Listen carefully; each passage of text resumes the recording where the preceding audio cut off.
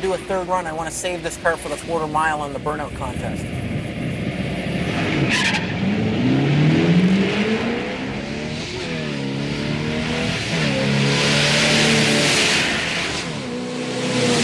I think run 1 and 2 are going to be my strong runs. If it bogs, it's all over, you're done. So one of the first 2 runs is going to be the quick one. Well, the big surprise after 1 of 5 rounds is the Boss 9 Mustang, and look at the Chevelle. Although the competition's very close, it's going to have some making up to do. When we come back, we'll bring this whole thing to a full stop.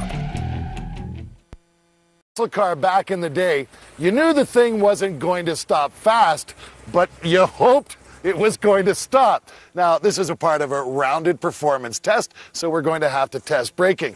You didn't like my idea with the wristwatch and the whole speedometer thing. Not at all. So what are you going to do? So Steve Ruiz comes up from Stop Tech Brakes. Now, he's got this Stalker radar gun. He took it all apart, did something to it, plugged it into the back of his laptop, so you just have to get to around 60 miles an hour and hit the brakes. You don't have a clue what he's doing. You can't even explain it to him, can you? You just know it works. You've got to have faith that it will work. So we have faith in Steve. Now, as far as friction material is concerned, we wanted to make it fair. Didn't quite know how, so we went to Paul Fix from Classic Tube. Through these late 60s, early 70s cars, they were all single piston, disc brake calipers up front, drum brakes in the back. But to equalize all these cars, we had to have pads and shoes that were identical. So Satisfied came out with this perfect set for all these cars, custom made. They should perform, as far as braking goes, equivalent. Now, the real test will be whose system is the best as far as GM, Ford, or Chrysler. So basically, Satisfied supplied the brake pads. Paul Fix installed them. Steve Ruiz is setting up the actual test. He knows what he's doing, and you did nothing. So obviously Peter doesn't see the value in a good long nap. Now, lest you think that 60-0 isn't exciting, take a look at this.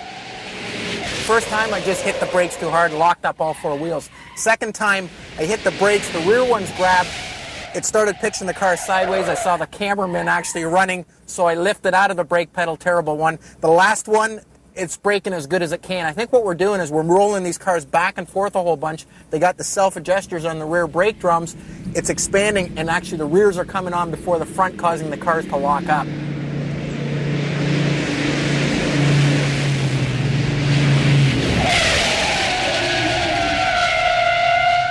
Definitely an exciting car under braking. First time I braked really hard and I could feel the back wheels lock up. The problem with getting the drum brakes to be a balance at their maximum potential to slow the car and not actually lock up. So